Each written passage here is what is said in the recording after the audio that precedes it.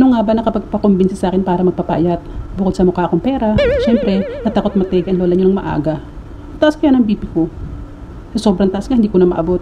Char! Unang episode ng ating lost weight journey. Samahan niyo ko, sana makaya ko.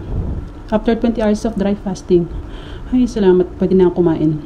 Nag-ready lang ako dyan ng 3 piniritong itlog, 2 cucumber, 1 sweet potato, at syempre, hindi mawawala ang kape na walang asukal.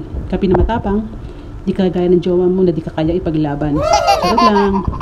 Alam ko na hindi madali ang pagpapapayat, pero kung talagang gusto natin at decidido tayo, wala namang imposible. So yun na nga, kita tayo sa next episode. Thank you!